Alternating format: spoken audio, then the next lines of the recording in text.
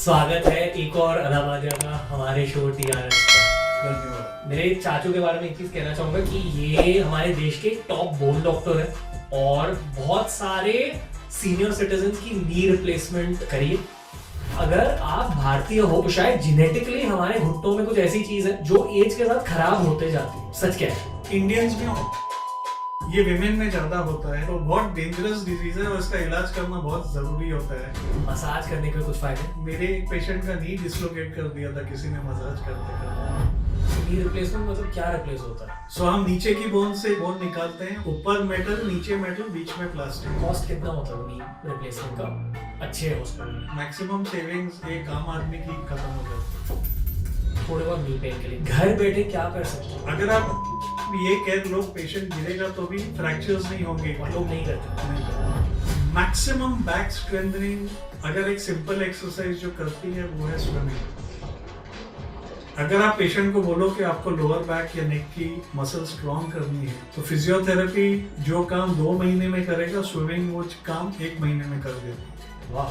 अगर आप टीनेजर्स को देखो तो वो 8-8 घंटे दिन में इस पोजीशन में बैठे रहते हैं फोन के ऊपर। एवरी 5 डिग्री जो आपका नेक कैसे रहता है, 5 पाउंड वेट बढ़ता है नेक पे। यंग पेशेंट्स आते हैं विद सीवियर नेक पेन, उनकी एक्सरे करो तो बोन 6-6 टुकड़े में टूट जाती है। दोस्तों, मैं ये मानता हूँ कि स्कूल में आपको एक्चुअल लाइफ स्किल्स नहीं सिखाए जाते, आपको ऑनेस्टली करियर स्किल्स भी नहीं सिखाए जाते, पर मैं ये भी मानता हूँ कि करियर में एक बहुत बड़ा फैक्टर होता है फिजिकल हेल्थ। और जैसे जैसे आपकी एज बढ़ते जाती है वैसे वैसे ही आपको knee problems, spine problems, bone related problems का सामना करना होता है। अभी उन प्रॉब्लम्स के आने से पहले ही उन प्रॉब्लम्स के बारे में जानो। हमारे देश के एक टॉप ऑर्थोपीडिक सर्जन के थ्रू, ये मेरे चाचा भी है, इनका नाम है डॉक्टर विवेक अलावादिया।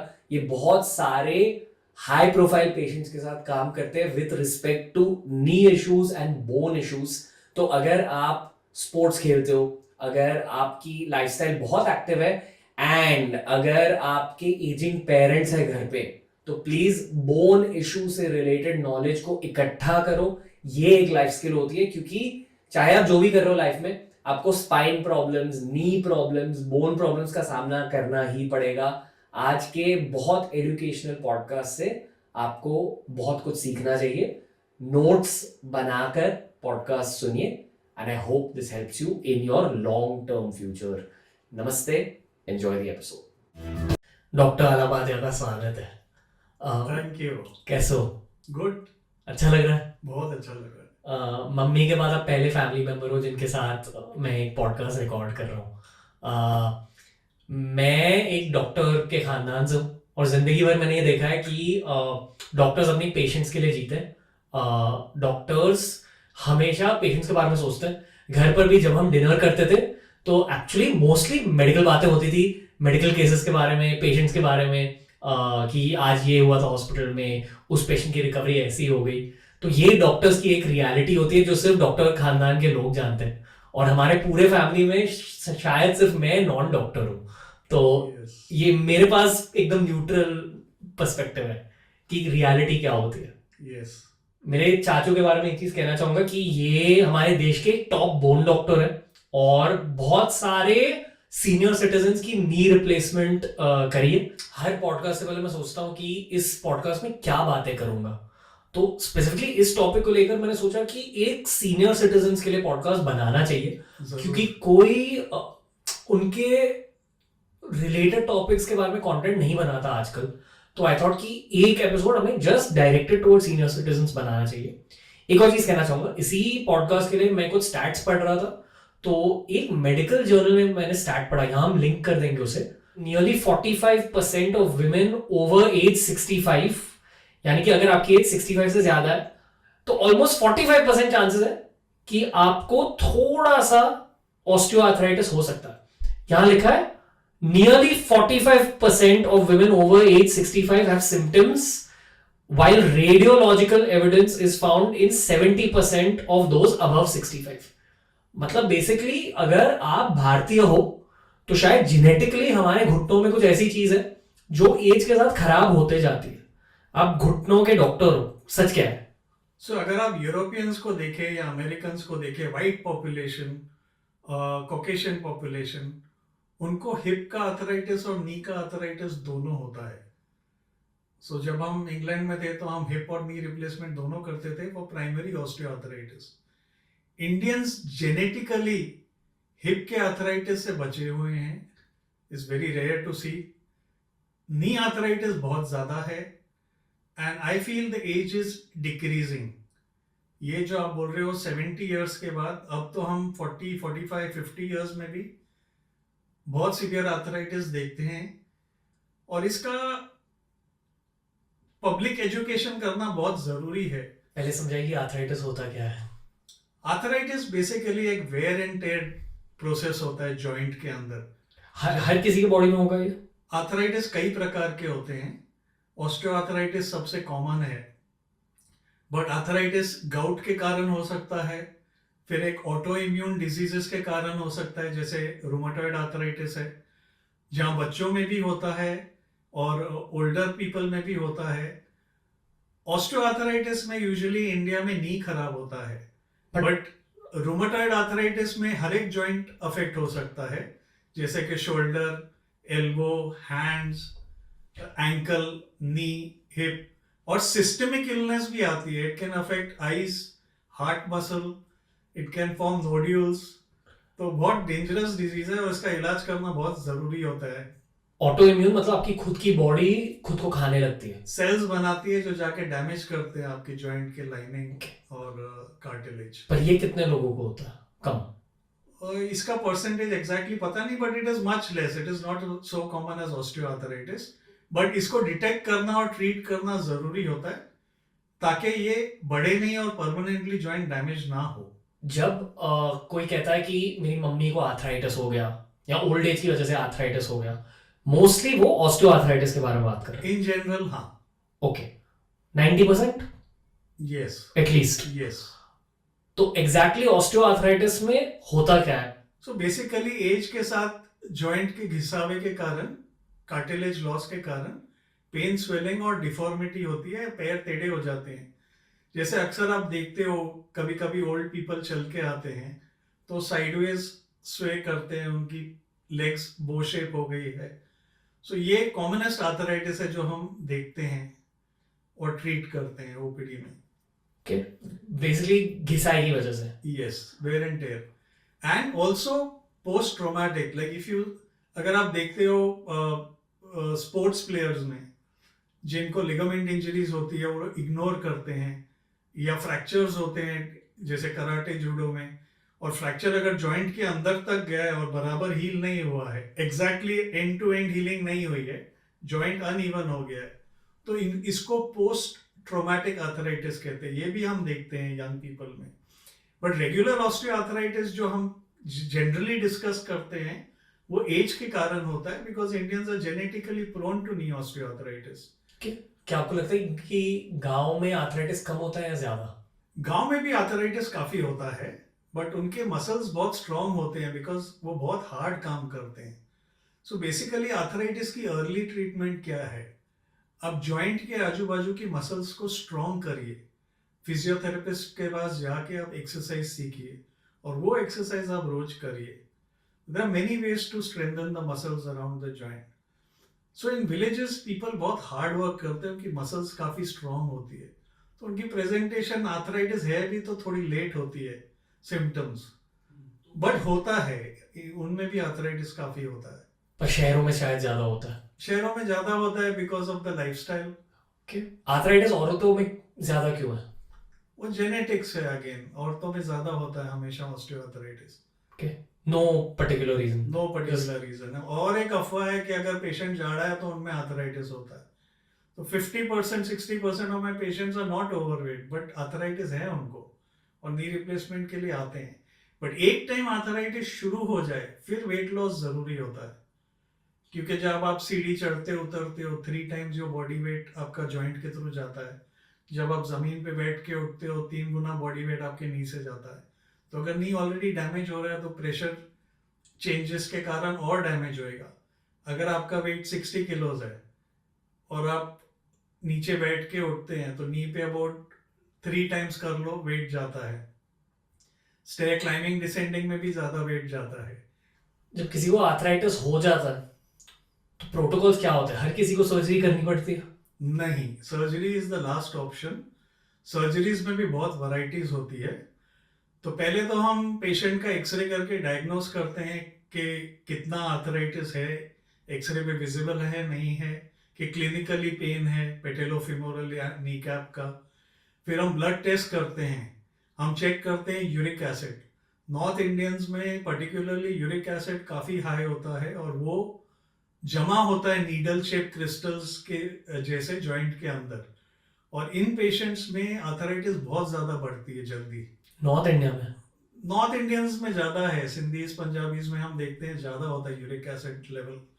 सो मैं तो हर एक पेशेंट का यूरिक एसिड चेक करता हूँ, अगर हाई है तो उसे लोअर करते हैं। जैसे औरतों में 5.2 5.3 तक ठीक है, उससे ज़्यादा होगा तो हम मेडिसिन देते हैं टू कंट्रोल इट या डाइटरी एडवाइस देते हैं। अगर बॉर्डर लाइन है तो डाइटरी एडवाइस से भी काम चल जाता है। मेल्स में नॉर्मल लेवल होती है 7।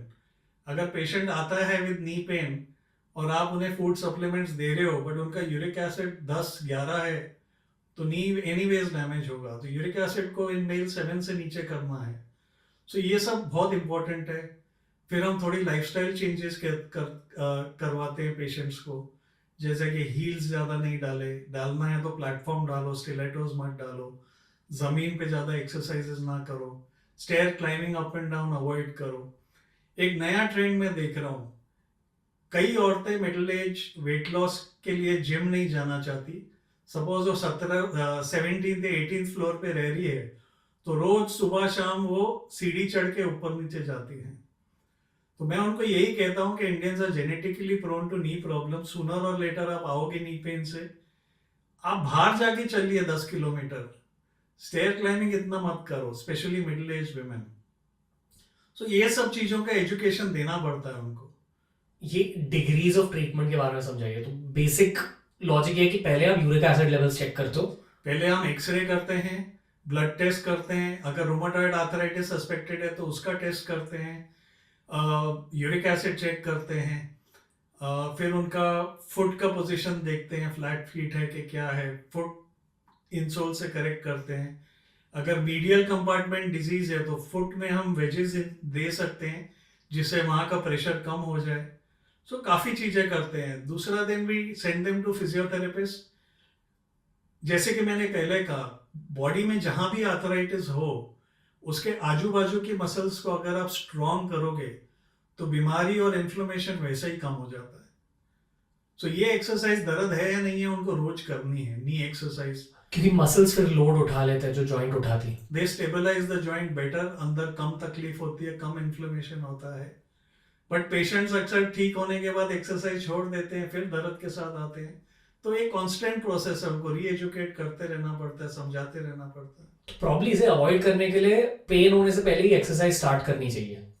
But correct exercises, I feel without consulting an orthopaedic surgeon, excessive exercise करने पे अगर नी पेन हुआ तो you should run to an orthopaedic surgeon and clarify कि आप क्या कर रहे हो, कितने इंटेंसिटी से कर रहे हो, और इसका कोई ऑप्शन है, क्योंकि ये करने में मुझे पेन हो रहा है। So we give them options. हम ये नहीं कहते कि आप एक्सरसाइज करना बंद कर दो, हम एक्सरसाइज चेंज कर देते हैं। ओके। किसी को सर्जरी की ज़रूरत कब लगती है? सो हम पेशेंट्स को, जैसे कि मैंने पहले कहा, यूरिक एसिड है तो करेक्ट करते हैं, लाइफस्टाइल मॉडिफिकेशन बोलते हैं, वेट लॉस के लिए भेजते हैं। फिर हम पेशेंट्स को फूड सप्लीमेंट्स देते हैं जिससे पेन खत्म हो जाती है, and they can continue for life time also. They can break, they फिर घड़ी घड़ी ले सकते हैं। बट ये सब चीज़ों से आर्थराइटिस पे ब्रेक नहीं लगती, आर्थराइटिस फिर भी बढ़ती है। सो जब ये बेसिक ट्रीटमेंट से पेशेंट का पेन रिलीफ नहीं होता है, या पेशेंट इज वेरी अनकंफर्टेबल, फिर हम एक्सरे रिपीट करके देख रहे हैं कि बीमारी और बढ़ रही है कि नहीं। कभी कभी एक्सरे ठीक लगता है लेकिन पेशेंट बोलता है कि हमारा नी लॉक हो जाता है, मतलब अटक जाता है चलते चलते, या बैठ के उठते हो तो नी लॉक हो जाता है। सो मेनिस्कल टेयर, गद्दी होती है नी के अंदर, वो कभी फट जाती है, तो वो हमको देखना पड़ता है एमआरआई करके कि क्या हो रहा है। फटती कैसे है? सो मेनिस्कस होते हैं दो गद्दी नी के अंदर, एक मीडियल मेनिस्कस होता है, एक लैटरल मेनिस्कस होता है। ये एक कर्व स्ट्रक्चर होता है जो नी को कुशन करता है। आर्थराइटिस में क्या होता है, जैसे आपने देखा है जब लेडीज चल के आती हैं, उनके लेग्स बो हो चुके हैं, तो उनके अंदर के साइड नी में ज्यादा प्रेशर होता है, तो जब भी वो चलते हैं वो मेनिस्कस क्रश होते रहता है, और फिर वो थोड़ा भी गाड़ी से निकले सपोज आप, और पैर थोड़ा टेढ़ा पड़ गया, तो उनको लगता है कि कुछ हुआ है नी में, तो इसको डीजेनरेटिव मेनिस्कल टेयर कहते हैं। इसको यूजुअली हम ऑपरेशन नहीं करते unless it keeps troubling the patient. कई पेशेंट आके बोलते हैं कुछ करो कुछ करो, हम परसिवियर करते हैं, हम फूड सप्लीमेंट्स, एक्सरसाइज, एक्वाथेरेपी देते हैं, और 3-4 महीने में नी क्वाइट हो जाता है। वेर स्पोर्ट्स इंजरी में जो मेनिस्कल टेयर होता है, अगर ग्रेड 3 है तो यूजुअली सर्जरी लगती है। सो ये बहुत डिफरेंट गैमेट्स होते हैं। लेकिन कभी डिजेनरेटिव टेयर अगर नहीं सेटल होता, मैकेनिकल ब्लॉक करता है कि पेशेंट चल नहीं सकता, गिरने का डर लगता है, तब हम दूरबीन डाल के वो मेनिस्कस को ट्रिम कर देते हैं जो ब्लॉक कर रहा है मूवमेंट को, तो वो रेयर होता है। डीजेनरेटिव मेनिस्कल टेयर में यूजुअली सर्जरी नहीं लगती। सेकेंडली, जैसे जब पैर टेढ़ा होता है, जिसे हम वारस डिफॉर्मिटी कहते हैं, जैसे आप देखते हो लेडीज आती है बो लेग्स हो जाती है, तो कभी कभी जो अंदर का कंपार्टमेंट है वो घिस घिस के बहुत पतला हो जाता है, और कोई ट्रीटमेंट काम नहीं करती। सो ये यूजुअली 40-45 के बाद होता है। अर्ली भी होता है तो फिर हम यंग पेशेंट्स में हम ऑस्टियोटोमी एडवाइस करते हैं। हम पूरा फुल लेंथ एक्सरे लेते हैं पेशेंट का, और एंगल्स मेजर करते हैं, देखने को कि डिफॉर्मिटी कहाँ है, कौन सी बोन में है। अभी नी जॉइंट में तो थाई बोन भी आती है, लेग बोन भी आती है, तो यूजुअली आर्थराइटिस में लेग बोन में डिफॉर्मिटी होती है, लोअर बोन जिसे टिबिया कहते हैं। तो हम बोन को कट करके फिर से टांग को सीधा कर देते हैं, ताकि प्रेशर जो अंदर के बाजू आ रहा था वो बाहर के बाजू चले जाए। तो इससे पेशेंट को और 10-12 साल लाइफ मिलती है। फिर वो आउटर कंपार्टमेंट भी खराब होता है, फिर नी रिप्लेसमेंट करनी पड़ती है। नी रिप्लेसमेंट मतलब क्या रिप्लेस होता है? सो नी रिप्लेसमेंट आजकल 2 टाइप की हो रही है। एक, जैसे मैंने कहा है, जब एक कंपार्टमेंट पूरा घिस जाता है, अंदर का कंपार्टमेंट, पेशेंट बो लेग लेके आता है, और अगर हड्डी हड्डी को चिपक गई है, तो 2 ऑप्शंस है। या तो हम ऑस्टियोटोमी करें, वो एक ऑप्शन है। क्या होता है वो? ऑस्टियोटोमी वही जैसे बोन को कट करके सीधा कर दिया टांग को, और वेट उस वो एरिया से हटा दिया जहाँ एक्सेस हुई। या तो हाफ नी रिप्लेसमेंट आता है, सिर्फ वो कंपार्टमेंट में हम छोटा सा नी रिप्लेसमेंट करते हैं, not a full knee replacement. But क्या करता है उसमें? सो हम नीचे की बोन से 6-7 मिलीमीटर बोन निकालते हैं, ऊपर की बोन से 6-7 मिलीमीटर बोन निकालते हैं, ऊपर मेटल, नीचे मेटल, बीच में प्लास्टिक। सो इससे रिकवरी बहुत जल्दी होती है, इसे हाफ नी रिप्लेसमेंट भी कहते हैं। एंड पेशेंट 1 वीक 10 डेज में नॉर्मल अपने काम पे जा सकता है। So there are many options available in knee arthritis surgeries. यही सबसे कॉमन नी सर्जरी होती है, रिप्लेसमेंट? मतलब अगर किसी को आर्थराइटिस हो गया, अगर बहुत सीवियर आर्थराइटिस हो गया कि टोटल डैमेज हो गया, कार्टिलेज लॉस हो गया, तो then we resort to in younger patients osteotomy. Slightly older patients, we offer both half knee or full knee replacements. And full knee replacement when the total joint is damaged. Medial compartment भी damaged है, lateral compartment भी damaged है, kneecap भी damaged है, कुछ बचा नहीं है, तब हम full knee replacement offer करते हैं। ओके। फिर से एक रेंज वाला सवाल है। मान लो किसी को नी पेन है, तो एक basic good quality orthopaedic doctor की फीस कितनी होती है? नेक्स्ट, अगर किसी को फिजियोथेरेपी चाहिए हो, थोड़ी सी ट्रीटमेंट चाहिए, तो ट्रीटमेंट की फीस कितनी होती है टोटली? एंड थर्ड, अगर सर्जरीज लगे किसी को, जो बहुत सारे सीनियर सिटीजन्स को शायद रिक्वायरमेंट है सर्जरी की, तो उसकी फीस कितनी होती है? सो फीस डिपेंड करता है on the type of hospital patient जहाँ जाए। तो इवन कंसल्टिंग फीस अलग होती है अलग हॉस्पिटल्स में।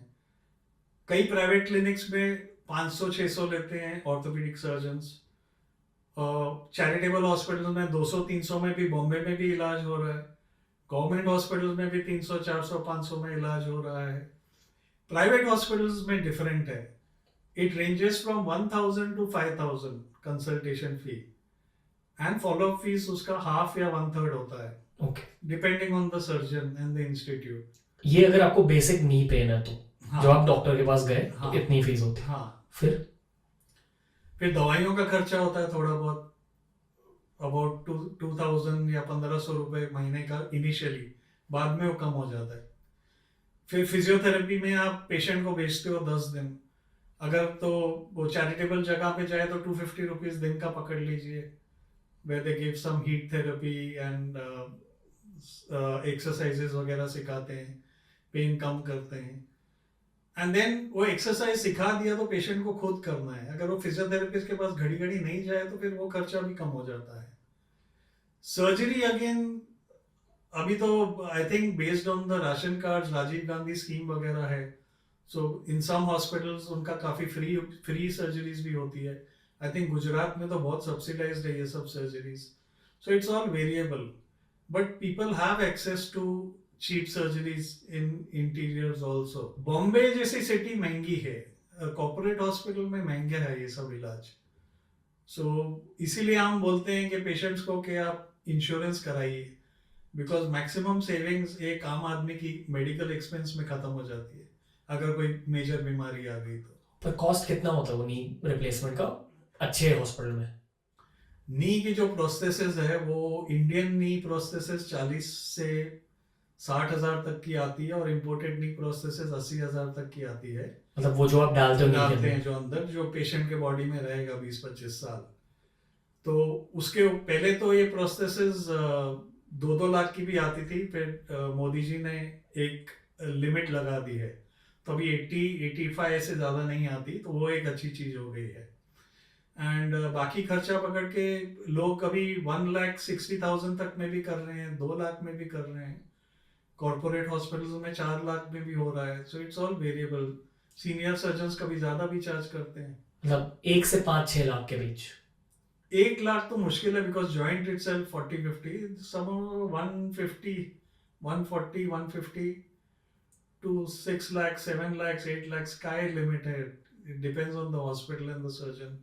ओके, जो लोग शहर में नहीं है या जो लोग इसे अफोर्ड नहीं कर सकते पर जिनका नी पेन बहुत ज़बरदस्त है, फर्स्ट प्रोटोकॉल इज ऑब्वियसली आप शायद गवर्नमेंट हॉस्पिटल के यहाँ जाइए, वहाँ आपको सब्सिडाइज रेट में शायद ट्रीटमेंट मिल जाएगी। पर घर बैठे क्या कर सकते हैं थोड़े बहुत नी पेन के लिए? क्योंकि अक्सर भारत में ये मेंटालिटी है कि नीज के लिए लोग ऑयल रब कर देते हैं, तेल मालिश कर देते हैं नी पर। ये तेल मालिश के पीछे की बायोलॉजी क्या होती है और इफेक्टिव है या नहीं है, क्या सीन है? सो तेल मालिश 2 तरह के अभी नए टाइप ऑफ ऑयल्स भी आए हैं। जो रेगुलर ऑयल है, कई लोग बोलते हैं हम राई का तेल गर्म करके लगाते हैं हमको आराम आता है, बेसिकली काउंटर इरिटेशन है। जो आप काउंटर इरिटेंट लगाओ नी पे तो नर्व्स का पेन पाथवे डाइवर्ट हो जाता है थोड़ा, और टेम्पररी रिलीफ आता है। मतलब किसी को दर्द उनके नर्व्स में फील हो जाता है, आप नर्व्स को डिस्ट्रैक्ट कर रहे हो, हाँ, उल्लू बना रहे हो nerves yes yes, okay. Counter irritation होता है तो उससे थोड़ी देर के लिए पेन कम होता है, बट जाता नहीं है। बट आजकल हम लोग कैनबिस ऑयल यूज कर रहे हैं, जो लीगली अवेलेबल है, जिससे रिलीफ थोड़ा लंबा समय तक चलता है, बट ये महंगा ऑयल है। These are expensive oils. खाते या पीते नहीं है? नहीं। ओके, तो हम खाने पीने वाला नहीं प्रिस्क्राइब करते क्योंकि मिसयूज हो सकता है, तो हम ऑयल प्रिस्क्राइब करते हैं। जैसे एक उदाहरण देता हूँ, मेरे एक पेशेंट है, बहुत पुराने पेशेंट हैं, उनको मैंने कई सालों से बोला नी रिप्लेसमेंट टाइम पे करा लो, उन्होंने नहीं कराया। फिर अभी 84 की उम्र में आए नी रिप्लेसमेंट कराने, क्योंकि वो चल नहीं पा रहे थे, तो उनका कार्डियक इवैल्यूएशन किया, हार्ट वगैरह देखा, तो बोला थोड़ा रिस्की है सर्जरी। उन्हें काउंसिल किया गया, उन्होंने बोला नहीं मुझे करनी है क्योंकि मैं चल फिर नहीं सक रही। तो फिर हाई रिस्क लेके कार्डियोलॉजिस्ट को ऑपरेशन थिएटर में रख के उनको सर्जरी के लिए लिया गया। उनको स्पाइनल एनेस्थीसिया दिया और हार्ट बीट्स इरेगुलर हो गई, हमने सर्जरी अबैंडन कर दी। फिर उनको कार्डियक इवैल्यूएशन और करने के बाद उनको पेसमेकर लगाया गया।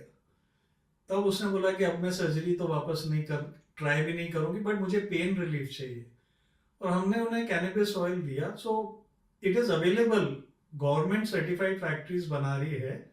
अगर कोई भी गूगल करे 20-30% स्ट्रेंथ वाला कैनबिस ऑयल तो फ्रीली अवेलेबल है online, you can order it, but महंगा है. So it depends on your capacity. So we gave her the oil और उसे अबाउट जब वो तेल लगाती है तो उन्हें 40-50% आराम आता है फॉर सम टाइम. एटलीस्ट वो घर से बाहर निकलना उन्होंने शुरू कर दिया है. कई पेशेंट होते हैं जो पेन किलर नहीं ले सकते, या तो उनका किडनी फंक्शन ऑल्टर्ड है, या तो उनको एसिडिटी होती है, रिफ्लक्स होता है जब पेन किलर खाते हैं. तो कैनबिस ऑयल स्ट्रॉन्ग वाला हम रेकमेंड करते हैं so that need to take pain killer goes away. Simultaneously हम नी स्ट्रेंथनिंग या मसल स्ट्रेंथनिंग एक्सरसाइजेस शुरू करते हैं. सो पेशेंट्स को काफी रिलीफ आता है.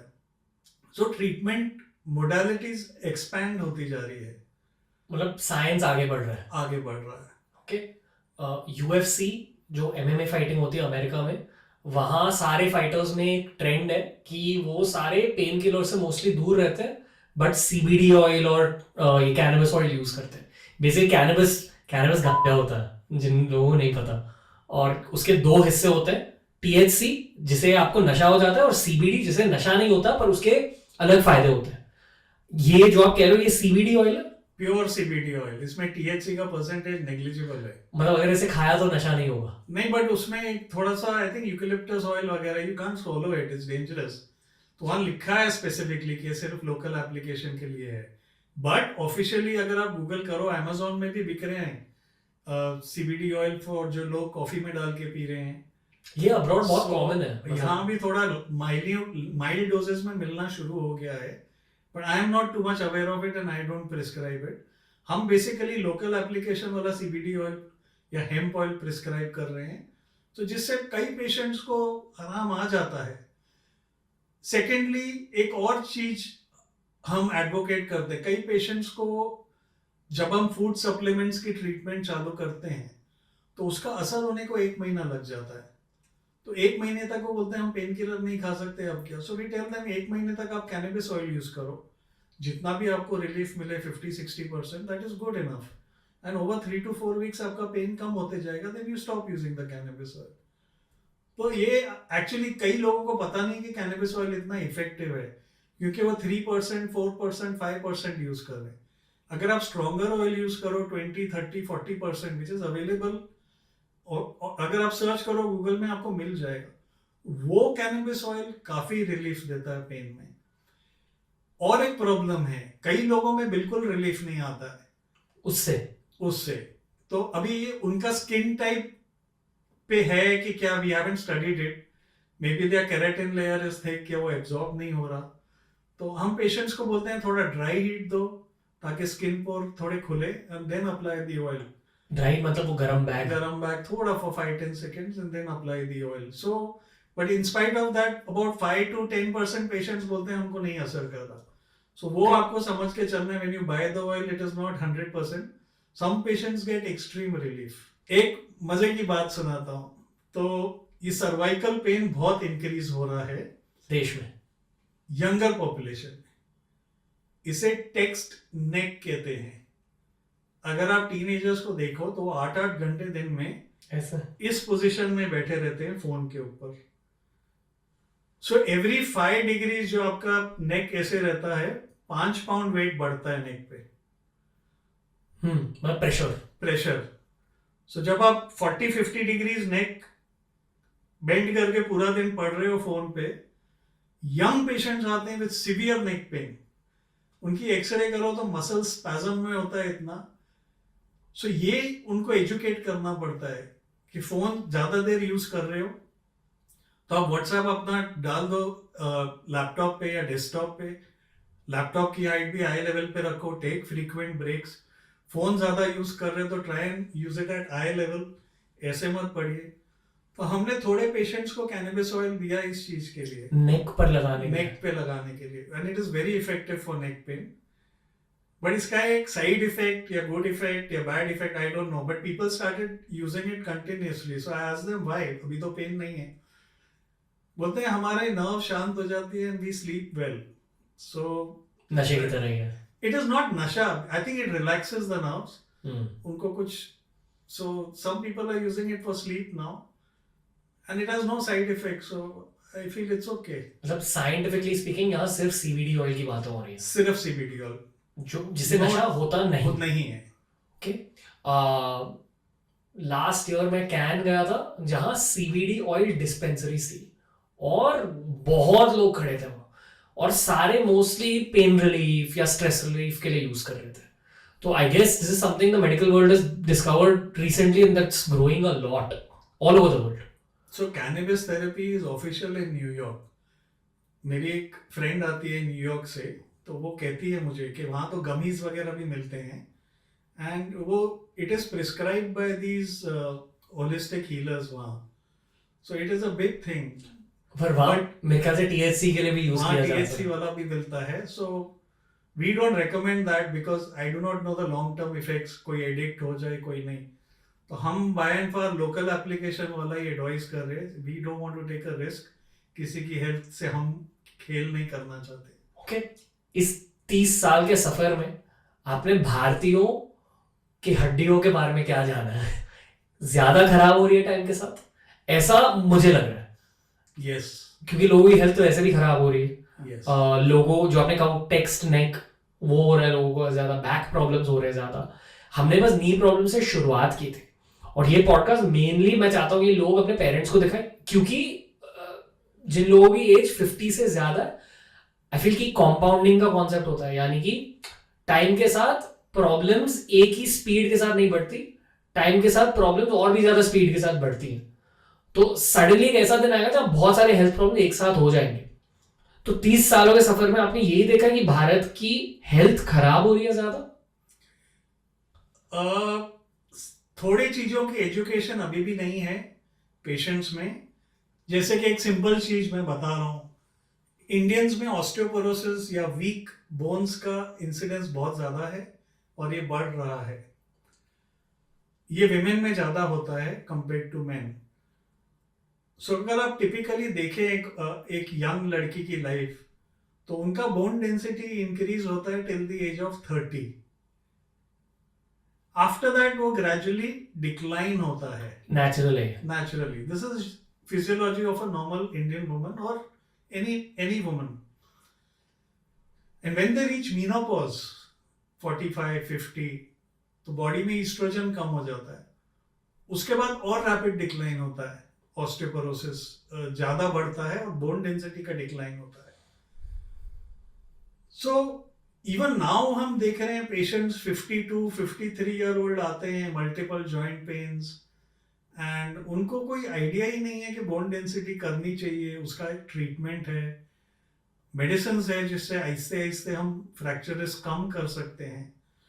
सो this is where I am very emphatic, means मैं ज्यादा केयर ले रहा हूँ पेशेंट्स को एजुकेट करने में। गर्ल्स जो मैरिजेबल एज की होती है वो स्ट्रिक्ट डाइट पे जाती है, न्यूट्रिशन लॉस करती है, they not having proper nutrition guidance, bones weak होती है। फिर ये यंग एज में जो people they smoke, drink a lot, don't eat well, इनकी बोन्स वीक होती है। और भी रीजंस है बोन्स वीक होने के। Thyroid is a common problem in many women, so thyroid medicine से भी ऑस्टियोपोरोसिस होता है। ये मेन के साथ नहीं होता? मेन के साथ थोड़ा प्रोटेक्टेड रहता है because of their bone structure, their hormones. It occurs later in life, much later than women, 50-60 साल के। हाँ, पर वो भी अगर स्मॉल बोन मास है या सिगरेट स्मोकर है या एपिलेप्सी के दवाइयों से भी ऑस्टियोपोरोसिस होता है, हार्मोनल इश्यूज के कारण हो सकता है। सो बेसिकली फ्रैक्चर हो सकते हैं मेजर अगर ये इग्नोर किया तो, जैसे कि हिप, रिस्ट, स्पाइन। रिस्ट तो ठीक है, फिर भी हम ट्रीट कर सकते हैं, वो अपाइज नहीं करता किसी को। लेकिन major spine fracture, major hip fractures are dangerous. Hip fracture में तो यूजुअली सर्जरी लगती है। स्पाइन फ्रैक्चर में अगर माइल्ड है तो 2 महीने में ठीक हो जाता है। मतलब आई थिंक आप यहाँ ये कह रहे हो कि जिन लोगों के बोन्स की डेंसिटी अच्छी नहीं होती, अगर वो गिर जाते हैं तो भी फ्रैक्चर हो सकता है। Yes, very easily. और आपकी लाइफ में आप गिरोगे ही, मतलब tripping and falling is a normal thing. So basically all these things are preventable. So I think all orthopaedic surgeons और डॉक्टर्स इनको पेशेंट्स को गाइड करना चाहिए कि न्यूट्रिशन से खिलवाड़ ना करे, लाइफस्टाइल अच्छा जिए, रेगुलर एक्सरसाइज, डाइट पे कॉम्प्रोमाइज नहीं करे, हेल्दी डाइट खाएं, not junk food. Smoking is bad, lot of excessive alcohol is bad for the bones.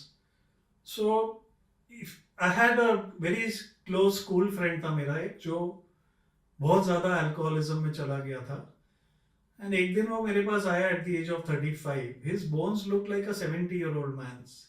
खाई गई थी bones because of excessive alcohol intake. So everything has to be done in moderation and take help from your doctors. Women need calcium at a younger age on a daily basis. Especially if they have thyroid, they should take calcium. And by the time they are 45, तो हम सबका women में तो bone density करते ही हैं.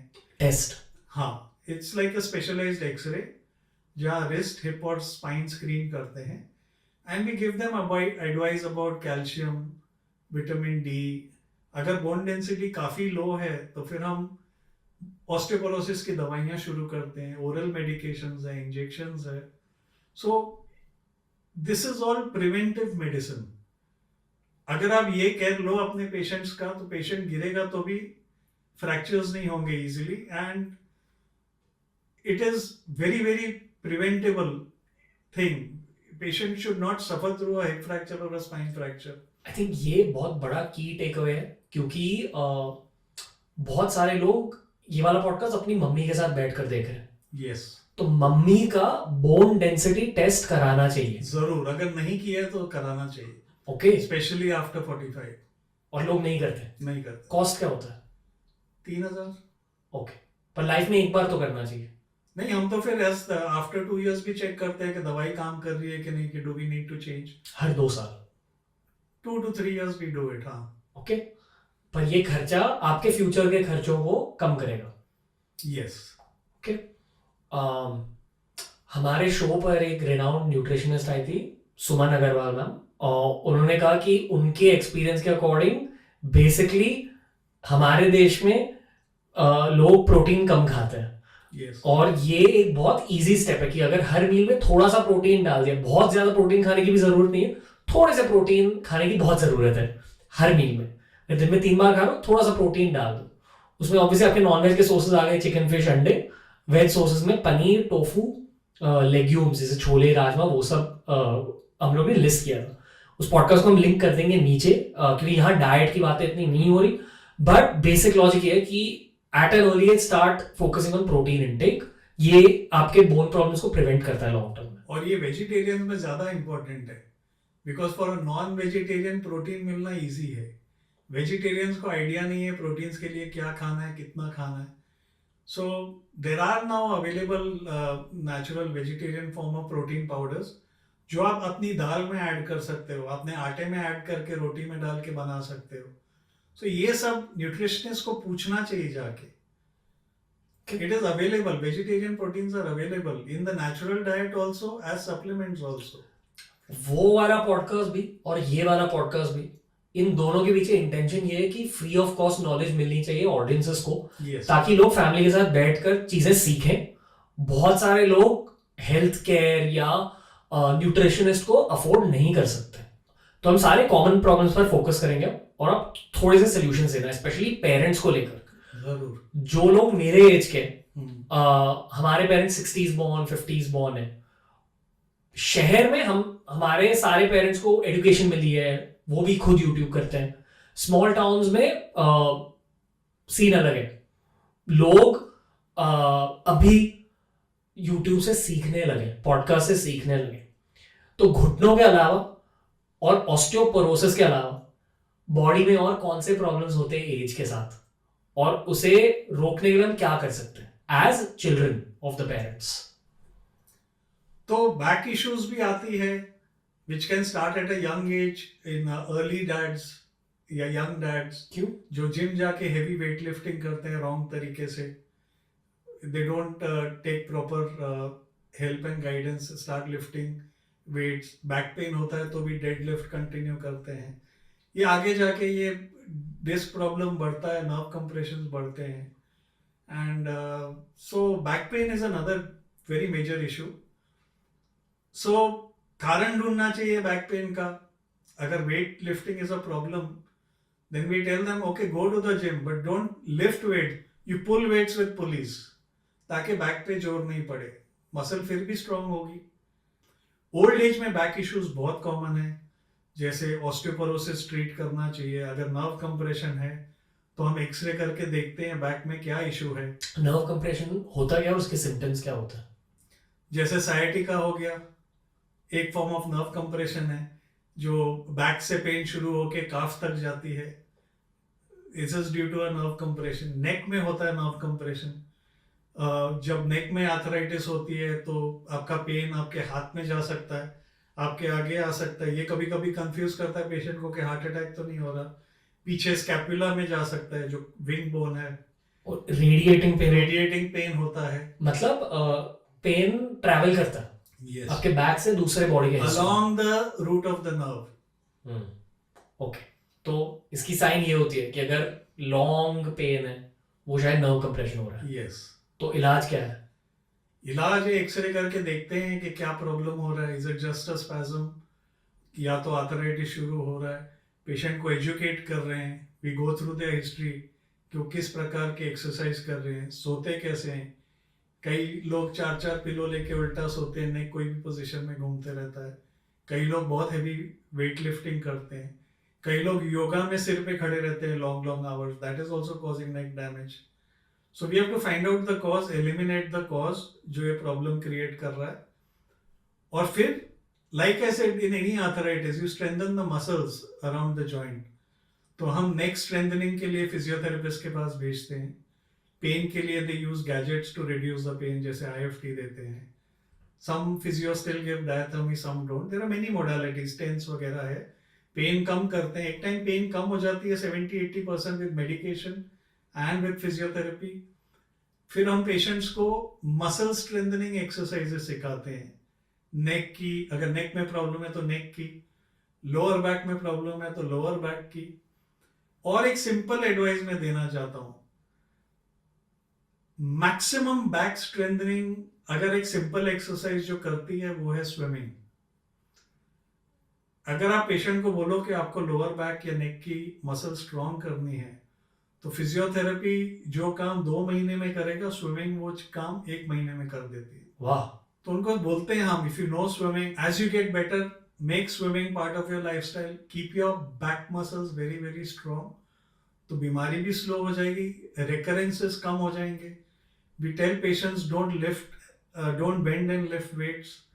या तो weight lifting छुड़वा देते हैं अगर MRI में हमको दिख रहा है कि प्रॉब्लम बढ़ेगा आगे चल के. So we tell them you sit and pull things, you do light weights with more reps. हम एक्सरसाइज चेंज करते हैं. कई पेशेंट सुनते हैं, स्विमिंग करते हैं तो उनको बहुत फायदा होता है. बेसिकली जहां भी आर्थराइटिस है उसके आजू बाजू की मसल्स को आप स्ट्रॉन्ग करो, पेन कम हो जाती है, बीमारी स्लो हो जाती है. मसाज करने के कुछ फायदे? मालिश? मसाज अगर हल्के हाथ का किया तो ठीक है. मेरे एक पेशेंट का नी डिसलोकेट कर दिया था किसी ने मसाज करते करते. तो वो पता नहीं क्या, कोई पहलवान को बुलाया था. तो massage has to be sensible, professional होना इट चाहिए. Helps. Helps. If it's a light massage it helps. But logic क्या होता है? अज्यूमिंग कि ये जो नॉट्स फॉर्म हो जाते हैं जब कोई मालिश दे रहा होता है, तो कुछ कुछ जगहों पे आपको फील हो जाता है आपके मसल में, और हमेशा आपके महसूस करेंगे कि बहुत स्ट्रेस ले रहे हो आप, इसलिए नॉट फॉर्म हो गई है. नहीं, नॉट वॉट नहीं होती. बेसिकली मसल स्पैज्म में होता है. कभी लोग टेंस होते हैं तो भी स्पैज्म में होता है. Basically it relaxes your mind, body relaxes your muscle. So it helps, but light massage done the right way helps. Long term में ये वीकली मसाज हैबिट अच्छी है? In limits, yes, why not. Okay. आज हम क्या क्या कर सकते हैं ताकि कल बोन का पेन ना हो? सो बेसिकली लाइफस्टाइल चेंज करिए. स्मोकिंग ड्रिंकिंग अवॉइड करिए या मिनिमाइज करिए. हेल्दी खाना खाएं. मिलेट्स खाओ, बादाम खाओ, ग्रीन वेजिटेबल्स खाओ. डेयरी प्रोडक्ट्स लिमिट में खा सकते हैं. चिया सीड्स है, ओट्स है. ईट हेल्दी, एक्सरसाइज करो, वेट को कंट्रोल में रखो. और अगर आप कोई मेडिकेशन पे हो जो बोन्स को वीक करता है तो take your calcium D3 regularly, exercise regularly. Weight bearing exercise करना चाहिए बोन्स को, अगर बोन डेंसिटी बढ़ानी है तो, जैसे कि लाइट रनिंग हो गया, लाइट वेट्स हो गया, या वेट्स के साथ रनिंग कर सकते हो, लाइट जॉगिंग कर सकते हो। सो अपने आप को फिट रखना है बेसिकली। जितना आप इग्नोर करोगे उतना लेटर लाइफ में प्रॉब्लम्स आएंगे और उसको रिवर्स करना मुश्किल हो जाता है फिर। जिन लोगों के पास पूल नहीं है वो एक्सरसाइज के लिए क्या करें? आप साइकिल ले लो भाड़े पे, साइकिलिंग करो, रनिंग करो, जॉगिंग करो। तालाब में तो गांव में मेरे पेशेंट थोड़े तालाब में जाके स्विम करते हैं, स्विमिंग पूल की ज़रूरत नहीं है। सो मेरे पास कई पेशेंट्स आते हैं गांव से, बोलते हैं हम तालाब में स्विम कर सकते हैं, जिनको बैक इशू है एंड उनको काफ़ी बैक पेन कम हो गए, उनके पेन किलर छूट गए। जहाँ डिटर्मिनेशन है, विल है। मेरे पास एक पेशेंट था, मैं नाम नहीं लूँगा, बट 62 की एज में आए थे मेरे पास। उनको 2 लेवल पे लोअर बैक में डिस्क प्रोलैप्स था, मतलब स्लिप डिस्क? Slip disc. उनको सर्जरी बोला गया था बट वो सर्जरी नहीं कराना चाहते थे। तो मैंने उनको ऐसे ही सजेस्ट किया कि आप रोज स्विमिंग करो, थोड़ा वेट लॉस करो, शायद आप ठीक हो जाओगे। लॉजिक शायद ये है कि जब आप स्विमिंग करते हो आपकी स्पाइन वो ऐसे कर्व हो जाती है। Yes, muscles are always working, back muscles, हाँ, okay. They are always contracting and जल्दी स्ट्रांग हो जाती है। स्पाइनल मोबिलिटी भी यस, वर्क हो रही है ऐसे। उन्होंने 62 की उम्र में स्विमिंग किया and he lived till 84, he never needed a surgery. 365 days पे वो स्विमिंग जाते थे। सो इट इज कितना आप डिटरमिन्ड हो। उन्होंने सीखी स्विमिंग, बोलते हैं मेरे को ये चलेगा but I don't want surgery, नहीं चाहिए मुझे। सो आप कितने मोटिवेटेड हो उससे भी आप ठीक हो सकते हो। कई पेशेंट वेट उठाना नहीं छोड़ते, फिर उनको सर्जरीज लगती है। तो एजुकेट, एक्चुअली डॉक्टर्स को टाइम स्पेंड करना चाहिए इन पेशेंट्स पे। अगर वो एक कंसल्टेशन में नहीं मानते तो उनको हर वीक बुला के थोड़ा उनके दिमाग में ड्रिल करना चाहिए। स्पेशली उनको अकेले नहीं, उनके पेरेंट्स के साथ बुलाना चाहिए, ताकि वो भी घर जाके री इन्फोर्स कर सके कि परमानेंटली बॉडी डैमेज हो जाएगी, be careful, change your exercise pattern. So ये सब हम गाइड करते हैं पेशेंट्स को। ओके, ऑलमोस्ट इस पॉडकास्ट के एंड तक हम पहुंच चुके हैं। आई थिंक हमने बहुत सारी इन्फॉर्मेशन कवर करी है। हमारे प्रोड्यूसर है अथर्व, उनको खुद एक नी इंजरी हुई थी, मुझे भी हाल ही में एक नी इंजरी हुई थी। हमने नीज के बारे में बहुत बात करी है। तो उन्होंने तब मुझे उनके फैमिली और गांव के बारे में बताया। तो मुझे कहा गया है कि वहाँ बोन हेल्थ और जॉइंट हेल्थ को लेकर अलग ही फंडे होते हैं। तो उन फंडों के बारे में थोड़ा सा बात करना चाहूँगा पॉडकास्ट के एंड होने से पहले। जरूर। अथर्व आ जाओ।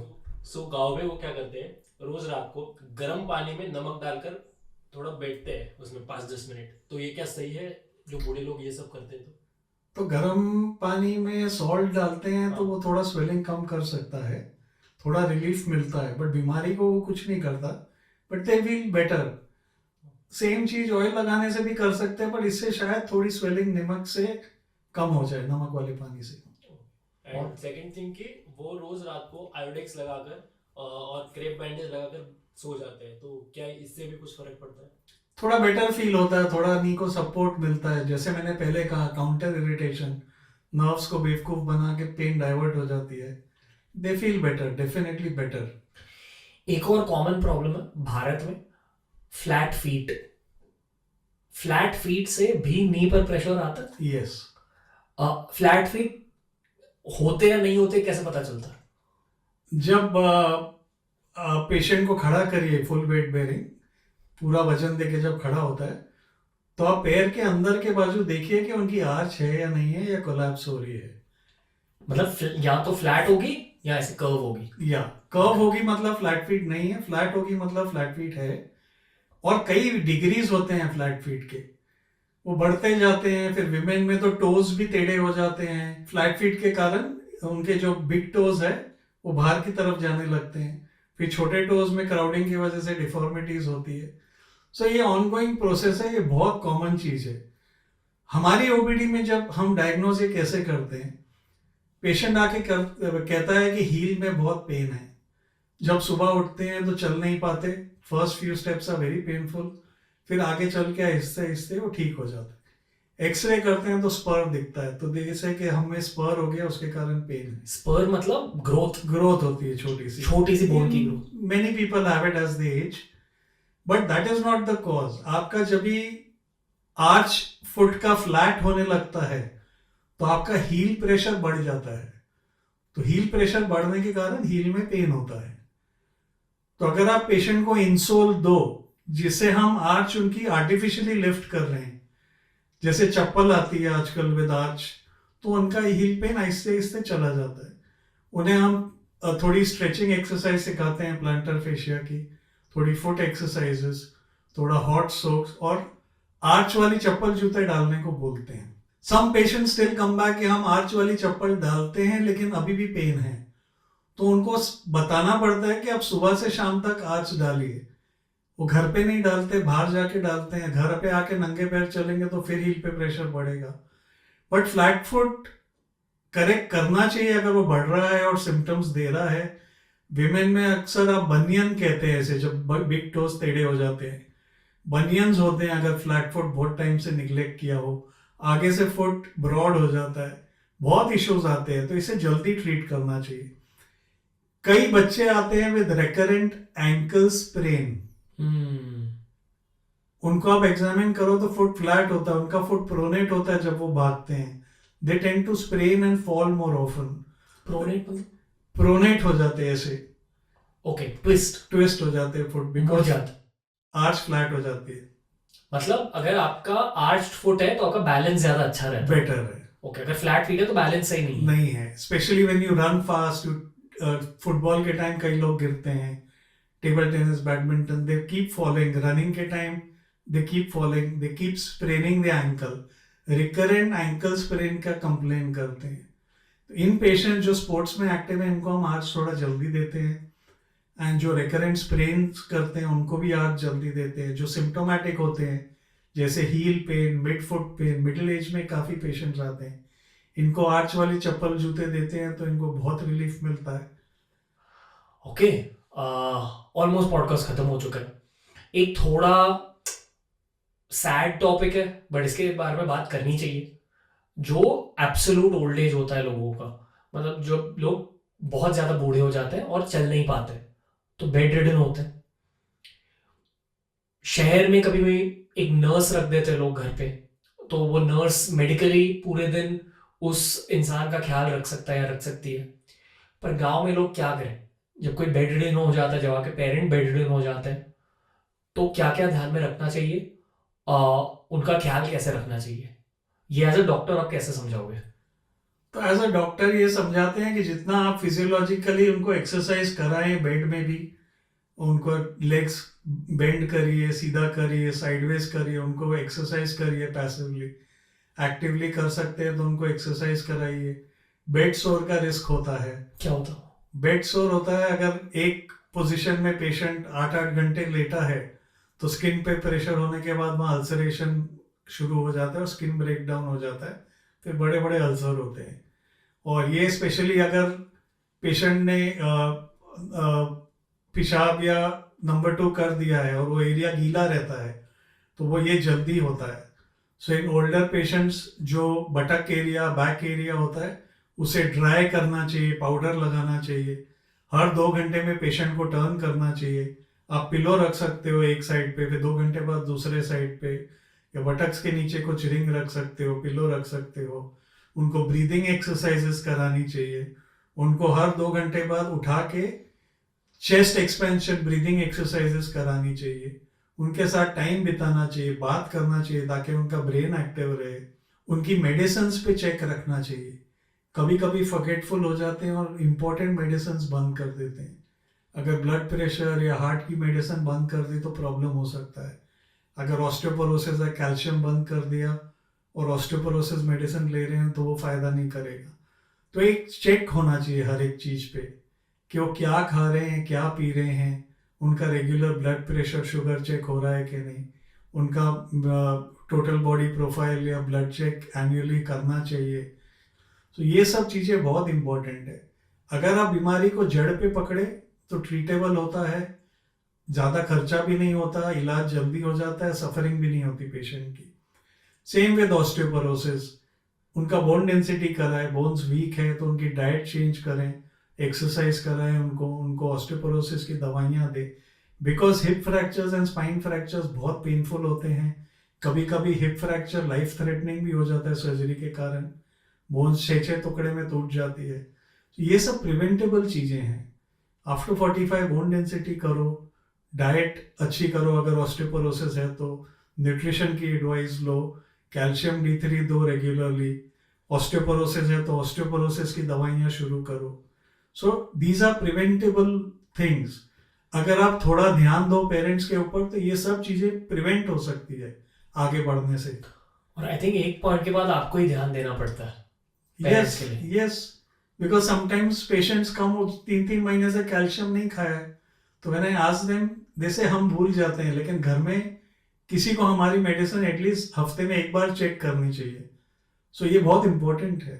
संडे के दिन आप बैठ के उनके साथ देखो, उनको या तो पिल बॉक्स बना दो कि सुबह ये मेडिसिन खानी है, हफ्ते की मेडिसिन पिल बॉक्स में डाल दो और उनका केयर टेकर उनको देगा उसमें से, so that they don't skip medicine. यही था आज का पॉडकास्ट डॉक्टर अलबादिया. कैसा थैंक यू रहा? Ranveer, it was a pleasure being here. सचमुच बहुत अच्छा लगा मजा आया. आज. ओके, TRS पर लौट के आना. आई थिंक बहुत यूजफुल एपिसोड बनाया हमने आज, पर बहुत सारे लोगों के बहुत सारे सवाल होंगे इस पॉडकास्ट के बाद. मेरे चाचू का भी एक यूट्यूब चैनल है, वहाँ जाके आप और भी ज़्यादा कंटेंट कंज्यूम कर सकते हो. कोई आखिरी मैसेज है ऑडियंस के लिए? सो बेसिकली ये चैनल मैंने बनाया था ये गांव के लोगों के लिए जिन्हें सही जवाब नहीं मिलते कभी डॉक्टर से, या डॉक्टर बिजी है, वो अपनी बीमारी के बारे में जानना चाहते हैं लेकिन जान नहीं पाते. तो मैंने जब ये चैनल शुरू किया था, मैंने आपको पूछा था कि क्या नाम रखूं जो पेशेंट रिलेट कर सके, एंड वो नाम आपने सजेस्ट किया था, वही नाम पे चैनल चल रहा है, आपका बोन डॉक्टर. सो इस चैनल पे मुझे काफ़ी क्वेश्चंस आते हैं, और जो लोग नहीं अफोर्ड कर सकते कंसल्टेशन ज़्यादा, उन्हें मैं फ्री एडवाइस देता हूँ, उन्हें मैं सही रास्ता बताता हूँ कि ये आपको करना चाहिए, ये नहीं करना चाहिए.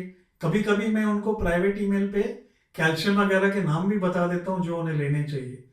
तो ये बहुत हेल्पफुल चीज़ है. This is like a social service. They can approach me through the channel and I will help them. Okay, एक सुनामी आने वाला है आपकी ओर, बट थैंक यू डॉक्टर अलबादिया. मजा आया आपके साथ. थैंक यू बेटा. तो दोस्तों यही था आज का एपिसोड. जाकर डॉक्टर विवेक अलबादिया को फॉलो कीजिए. And as listeners of TRS मुझे ये बताइए कि ऐसे मेडिकल कॉन्वर्सेशंस आपको कैसे लगते हैं. ये मैं ऑनेस्टली बना रहा हूँ पेरेंट्स के लिए, मम्मी के लिए, पापा के लिए, जितने भी देश के मम्मी पापा है उनके लिए. एंड आप भी एक दिन मम्मी या पापा बनोगे. You will age. Ageing related issues से आने से पहले नॉलेज इकट्ठा करो. हम आपके फ्यूचर वर्जन के लिए इस तरह का कंटेंट बना रहे हैं, तो प्लीज कंटेंट सजेशंस दीजिए, फीडबैक दीजिए. आपको ये वाले मेडिकल पॉडकास्ट कैसे लगते हैं, क्योंकि हमने एक बहुत गहरी, बहुत लंबी मेडिकल सीरीज अब बना ली है, क्योंकि हमने मेडिकल सीरीज में बहुत सारे टॉपिक्स कवर किए हैं. तो आप ही बताइए, what else would you like to see in the TRS medical series. Feedback दीजिए, tell us in the comment section down below, and keep listening in to TRS.